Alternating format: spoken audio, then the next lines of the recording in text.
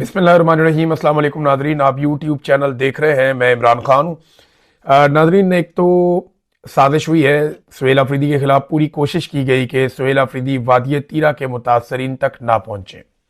उन्हें बहुत सारे थ्रेट बताए गए और बार बार उनके साथियों को भी ये कहा गया कि वहां बहुत खतरा है, सुहेल अफरीदी को वहां जाने से रोका जाए। पहले तो पूरी कोशिश की गई, बाद में ये कहा गया जी मौसम खराब है, आपको हेलीकॉप्टर भी नहीं मिल सकता और वहां पे सिक्योरिटी के भी मसाइल है और जनाब जिम्मेदारी नहीं ली जाएगी। इस किस्म के पैगाम भी पहुंचाए गए, लेकिन उसके बावजूद सुहेल अफरीदी ने कहा जी हम तो जाएंगे और उन्होंने अपनी इंतजामिया को अलर्ट होने का कहा और फिर वो चले गए। सुहेल अफरीदी जाकर वादिय तीरा के मुतासरीन से मिले, उनके मसाइल हल करने की यकीन दहानी करवाई और जितना वो मौके पर कर सकते थे उन्होंने वहां किया। अब उसके बाद प्रोपेगेंडा फैलाया जा रहा है कि जनाब बहुत सारा सिक्योरिटी और प्रोटोकॉल लेकर वो गए थे, लेकिन क्या सरफराज बुगटी कोयटा से बाहर जा सकता है? क्या सरफराज बुगटी इससे 4 गुना 6 गुना ज्यादा प्रोटोकॉल और गाड़ियां लेकर बलूचिस्तान में इस तरीके से जंगजदा इलाकों में जा सकता है? क्या इससे कम प्रोटोकॉल में मरियम नवाज पंजाब में घूम सकती है या कच्चे के इलाके में जा सकती है या मुराद अली शाह? तो ये भोंगियां मारना बंद करें। उसने जो करना था वो कर दिया, आपकी साजिश नाकाम हो गई। वो गया अपने लोगों के बीच में, उनके साथ जाके उसने बात की। ऑपरेशन तो वो रोक नहीं पा रहा क्योंकि ताकत के बलबूते पे बंदूक के साथ हो रहा है। तो सियासतदान के पास बंदूक तो नहीं होती, जबान होती है, कलम होता है, पार्लियामेंट होती है, अवामी ताकत होती है, अवामी आवाज होती है। वो उठाएगा जो वो कर सकता है, लेकिन उसने सरेंडर नहीं किया। वो गया और जाकर अपने लोगों के साथ खड़ा हुआ और इसका इंपैक्ट आएगा। ये एस्टेब्लिशमेंट को ये लगता है कि ये ऑपरेशंस करेंगे और पाकिस्तान तहरीक इंसाफ गैर मकबूल हो जाएगी। ऐसा नहीं है। इन ऑपरेशंस के नतीजे में अमन तो पता नहीं आएगा या नहीं आएगा। पाकिस्तान की एस्टेब्लिशमेंट पहले से ज्यादा गैर मकबूल हो जाएगी। पाकिस्तान की अवाम और एस्टेब्लिशमेंट में फासले ज्यादा बढ़ जाएंगे अगर इन्होंने अवामी सियासी जमातों और जितने भी वहां पे स्टेक होल्डर्स हैं उन सबको एतमाद में ना लिया। तो ये होगा। जरगा होता है, जरगे के अंदर फैसला होता है, 21 सियासी जमातें बैठती हैं, वो जरगे के बाहर से बंदे उठा लिए जाते हैं। आज तक पता नहीं चला बंदे कहां गए। वो जो जरगा हुआ उसमें जो बातचीत हुई उसके ऊपर किसी ने कान ही नहीं धरे। वो बंद कमरे में बैठते हैं 2 4 5 बंदे, वो बैठ के कहते हैं इनको मारो, ये मारो जी, चलो मारो। वो उठते हैं, बाहर आते हैं, दूसरे कमरे में बैठते हैं, जी इनको भी मारो, लो जी मारो, इनको भी मारो। वो एक और कमरे में बैठते हैं, बैठ के कहते हैं उसको गंदा करो, उस पर केस बनाओ, बनाओ जी बनाओ, केस बनाओ। तो ये जो बंद कमरों के फैसले, इनमें इंसाफ नहीं है, कानून नहीं है, लॉजिक नहीं है, इनमें सिर्फ जाती ख्वाहिशात है और उनकी बुनियाद पे पाकिस्तान को देखें इन्होंने क्या कर दिया। अब वही सुहेल अफरीदी जो कल वहां से तीरा से वापस होकर आया, बहुत एनर्जेटिक आदमी है। इमरान खान ने सही पॉलिटिकल ट्रेनिंग की है इन लोगों की। सुहेल अफरीदी अब एबटाबाद चला गया और एबटाबाद में हरीपुर में जो इस्तकबाल सुहेल अफरीदी का हुआ, बड़ा तगड़ा एक पावर शो है।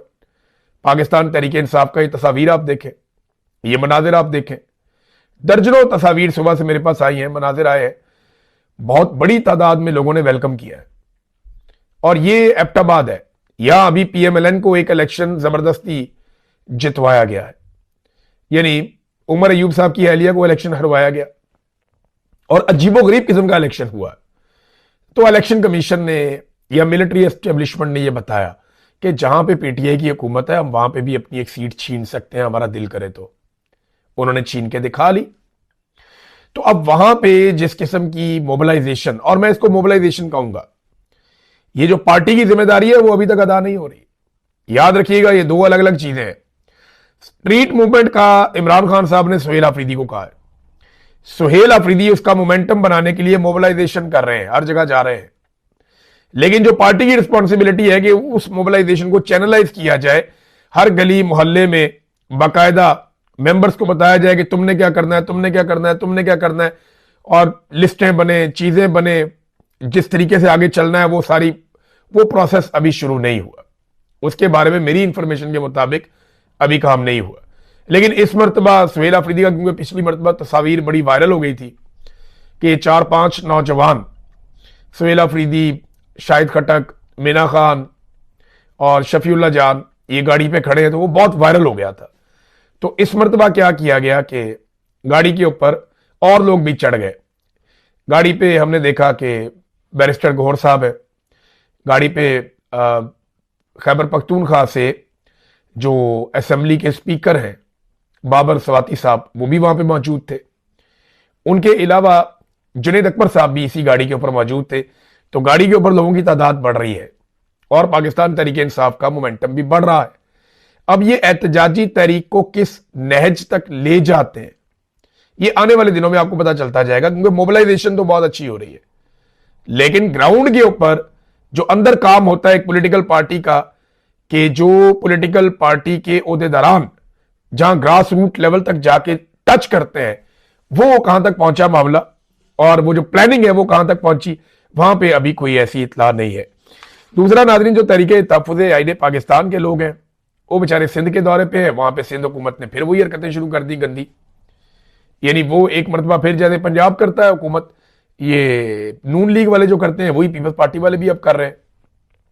रुकावटें डाल दी, गाड़ियां खड़ी कर दी, क्रैकडाउन कर दिया, तो सिंध में भी हुकूमत वही गंद मार रही है। हमने कुछ विजुअल देखे, यहाँ पे लोग कश्तियों के अंदर बैठ बैठ के अब इलाके क्रॉस कर रहे हैं, सड़कें बंद कर दी गई हैं।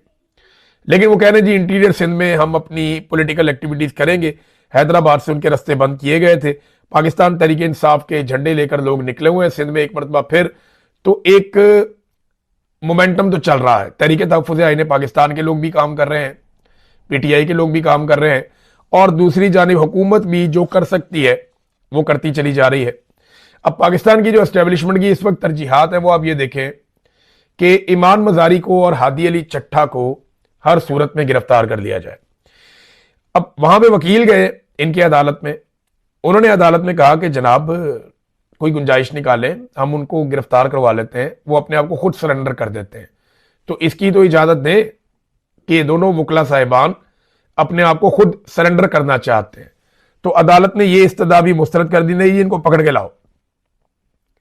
मेरी हमारे सहाफी हैं नादिर बलोच साहब, उनसे बात हुई, उन्होंने कहा जी कि ईमान मजारी वाकई बीमार है और उनकी तबीयत काफी खराब है, लेकिन इसके बावजूद वो गिरफ्तारी से घबरा नहीं रही। वो ये कह रही हैं ठीक है अगर गिरफ्तारी करना है तो ये हमें गिरफ्तार कर लें, लेकिन उन्होंने सरेंडर करने की दरखास्त दी जिसे मुस्तरद कर दिया गया अदालत की जानिब से। यानी एस्टेब्लिशमेंट ये चाहती है कि घसीट के ही गिरफ्तार किया जाए।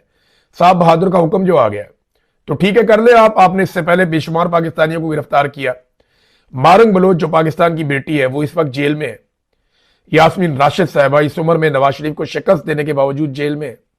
सनम जावेद और फलक जावेद दोनों बहनें, कसूर क्या उनका, वो सवाल उठाती हैं, वो दोनों भी जेल में हैं, आप उनको नहीं तोड़ पाए। इमरान खान की अहलिया जेल में है, तो अब आप ईमान मजारी को पकड़ के आप क्या निकाल लेंगे? आप ईमान मजारी को जब अंदर करेंगे ना, गिरफ्तार करेंगे, तो जिस कद के साथ आप गिरफ्तार करेंगे ये ज़हनी तौर पे आप तैयार रहिएगा, जब ये पाकिस्तान की बेटी बाहर आएगी ना तो इसका कद 4 गुना बड़ा होगा कम से कम। ये आप अपने दिमाग में बिठा लें, फिर जो मर्जी आप करते रहिएगा। नाज़रीन, पाकिस्तान के अंदर लगातार जो पाकिस्तानियों के साथ किया एस्टेब्लिशमेंट ने, उसकी वजह से जो टेक्सटाइल का शोबा है, ये सिर्फ मैं फैसलाबाद की आपको बात बता रहा हूं, यहां पे 2 लाख अफराद बेरोजगार हो गए। और ये बात किसका? पाकिस्तान का वो मीडिया कर रहा है जो सरकारी मीडिया है, यानी जो वुजरा के अपने चैनल हैं वो बता रहे हैं कि जनाब टेक्सटाइल इंडस्ट्री मुकम्मल तौर पे पाकिस्तान की तबाह हो गई।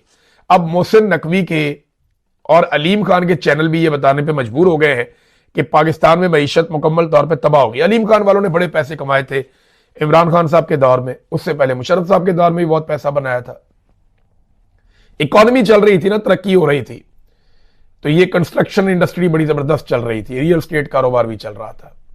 अब रियल स्टेट को भी धक्का नहीं लग रहा और लोग प्लाट खरीदने के लिए तैयार नहीं है, तो घर कौन बनाएगा और कौन खरीदेगा? ये वहां पे हालात पैदा हो गए। पंजाब में और पाकिस्तान पूरे में आप ये सूरत हाल देख लें कि 15 साल के अंदर जो ट्रैक्टर बिके हैं पाकिस्तान में, उनसे सबसे कम ट्रैक्टर 2025 में बिके हैं। ये किसान की हालत है। किसान की कुव्वत खरीद इन्होंने खत्म कर दी। देखें, जब कुव्वत खरीद होती है तो वो नया ट्रैक्टर लेता है ना किसान। पाकिस्तान तहरीक इंसाफ के दौर में ये तादाद बड़ी थी ट्रैक्टर खरीदने की। इसी तरह किसान की कुव्वत खरीद पाकिस्तान पीपल्स पार्टी के दौर में भी बेहतर थी, परवेज मुशर्रफ के दौर में भी बेहतर थी। नवाज शरीफ का दौर आता है तो किसान की जो कुव्वत खरीद है वो कम हो जाती है। 2013 से 2017 तक नीचे चला जाता है किसान। 2018 में वापस ऊपर जाता है, जब नवाज शरीफ से जान छूटती है, शाहिद खकान अब्बासी आते हैं, बाद में इमरान खान आते हैं, तो किसान फिर टेक ऑफ करता है। इमरान खान साहब के दौर में ट्रैक्टर ठीक बिकते रहे, लेकिन रिजीम चेंज ऑपरेशन के बाद लगातार इनके बिकने की नीचे की जानिब सूरत हाल जा रही है।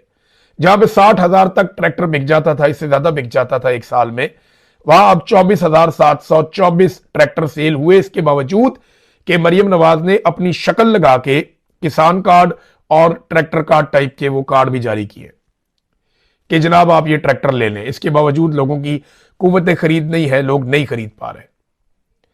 आप जरा खैबर पख्तूनख्वा के साथ मवाजना तो चेक करें, और ये मैं नहीं कह रहा, ये मवाजना इंटरनेशनल आया है, ट्रांसपेरेंसी इंटरनेशनल ने यह मवाजना किया है पाकिस्तान के सूबों में कारकर्दगी का।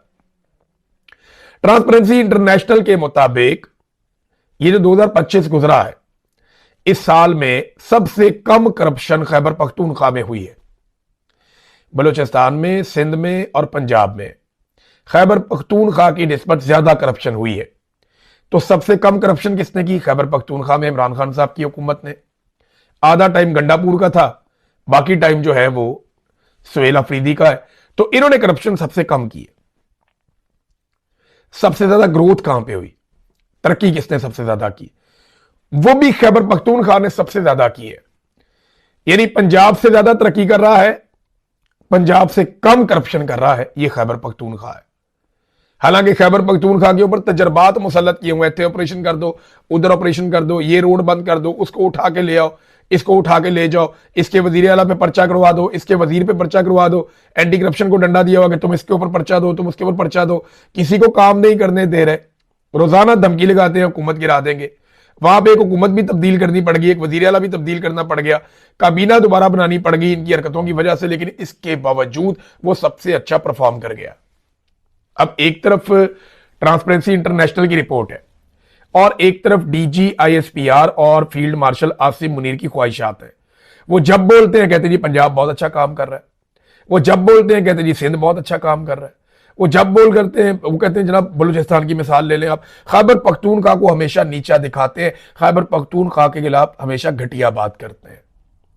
पाकिस्तान की मिलिट्री एस्टेब्लिशमेंट खैबर पख्तूनख्वा को लगातार निशाना बना रही है, लेकिन इसके बावजूद आफरीन है इन पठानों पे कि इन्होंने सबसे अच्छा परफॉर्म करके दिखाया, और ये गवाही इंटरनेशनल इदारे दे रहे हैं, कोई लोकल्स ये बात नहीं कर रहे।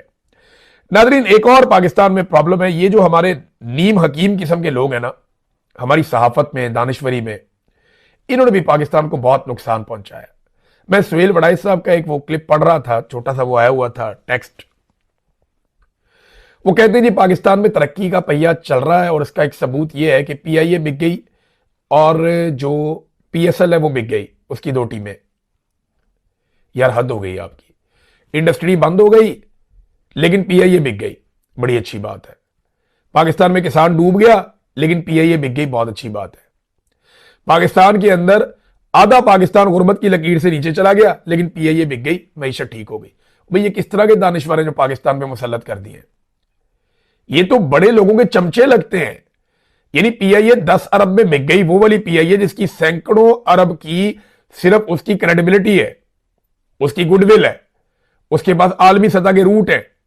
एक जहाज नहीं इतने का होता जितने की इन्होंने पूरी एयरलाइन उठा के बेच दी, और वो कह रहे जी क्योंकि ये बिक गई इसलिए पाकिस्तान बहुत तरक्की कर रहा है और पाकिस्तान की मईशत का पहिया चल पड़ा है। इससे एक एतमाद पैदा होता है। और भाई पाकिस्तान की फौज ने पाकिस्तान का एक इदारा खरीद लिया, सादी बात यह है, फौजी फाउंडेशन के पास गई है पीआईए, सबसे ज्यादा हिस्सा उनका है। तो इस किस्म के जो दानिश्वर है ना, जिनको मईशत की अलिफ बे का भी नहीं पता, वो दानिश्वरी झाड़ रहे हैं पिछली कई दहाइयों से। इसलिए पाकिस्तान यहां, ये बूमर्स पाकिस्तान की जान छोड़े और पाकिस्तान को नौजवानों के हवाले करें ताकि पाकिस्तान आगे बढ़े, या नई सोच को कम से कम आने दें, या कम से कम अपने दिमाग में नई सोच तो लेकर आए। वो देखे ना इमरान खान ने अपने आप को कैसा नए दौर के साथ एडजस्ट किया है, उसने नए उलूम के साथ अपने आप को एडजस्ट किया है, उसने यंग जनरेशन के साथ अपने आप को एडजस्ट किया है। ये बूमर्स हो ही नहीं पा रहे, ये मानने के लिए तैयार नहीं है। इनके मफादात जो हैं वो जुड़े हुए हैं पुरानी जोंकों के साथ, ये ना खुद को ठीक करते हैं ना उनको ठीक होने देते हैं। नाजरीन, यहां कुछ सवालात हैं वो मैं बाद में आपके साथ रखता हूं, लेकिन डीजी आईएसपीआर ने इस्लामिया यूनिवर्सिटी बहावलपुर का दौरा किया। उनका इस्तकबाल किया गया इंतजामिया की जानिब से, चादर वादर पहनाई हुई है।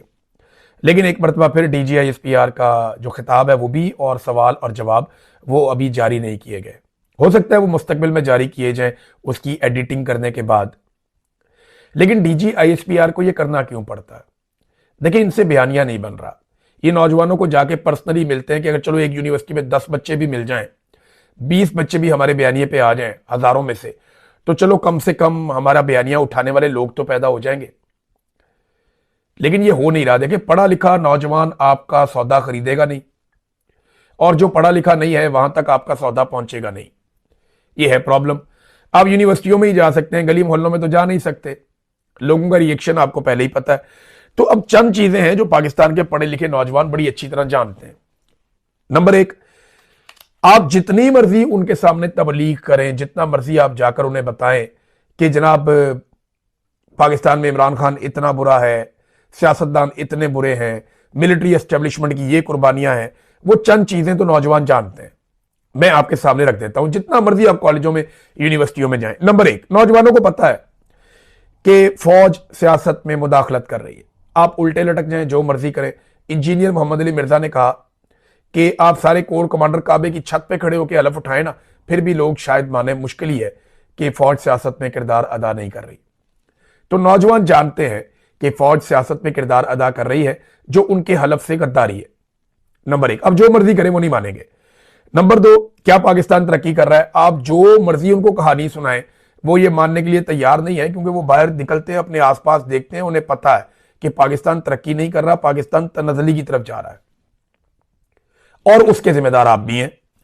नंबर तीन, मुल्क को किसने तोड़ा और क्यों तोड़ा? नौजवान अच्छी तरह जानते हैं कि याया खान ने अपनी ख्वाहिशात की तकमील के लिए अपनी अय्याशी को नहीं छोड़ा और पाकिस्तान को बर्बाद कर दिया और दो टुकड़े कर दिया।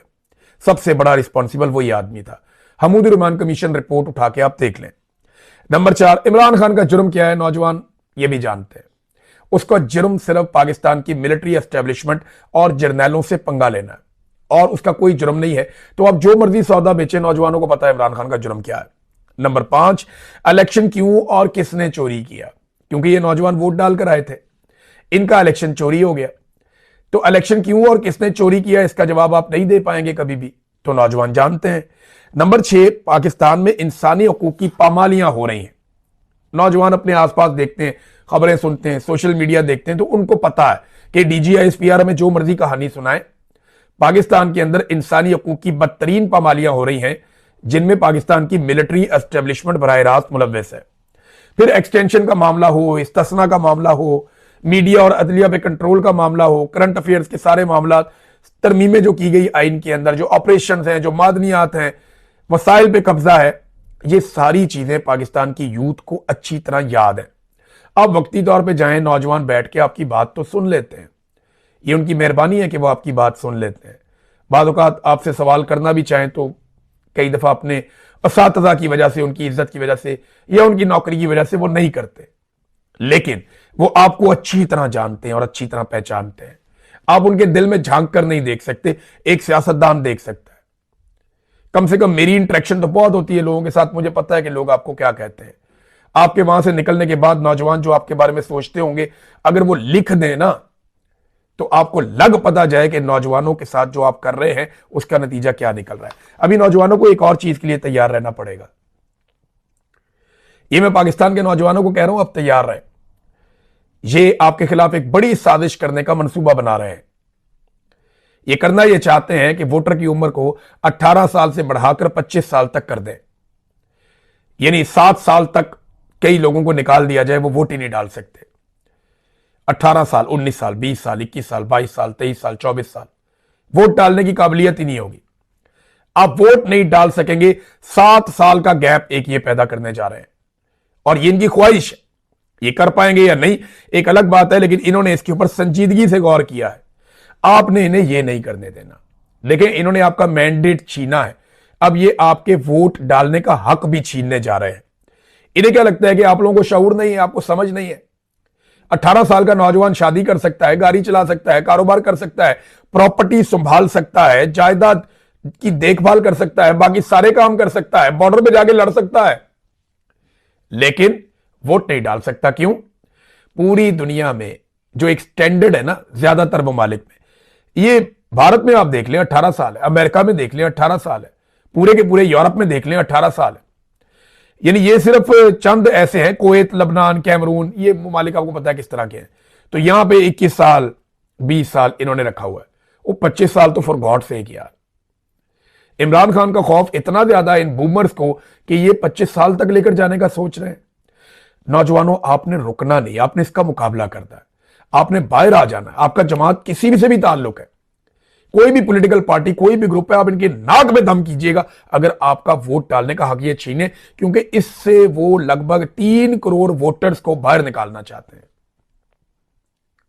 यानी अगले इलेक्शन में वो चाहते हैं कि 3-3.5 करोड़ वोटर ही बाहर निकल जाए जो वोट डाल सकता है। और इन्हें यह लगता है क्योंकि वो वोट इनके खिलाफ पड़ेगा। और नौजवान पाकिस्तान, यानी अगर DGISPR जाके ये बातचीत कर रहे हैं नौजवानों से, वही उनको आइडिया हो रहा है ना कि ये नहीं मानेंगे, निकालो इनको वोटर लिस्ट में से, इनका वोट डालने का हक छीन लो।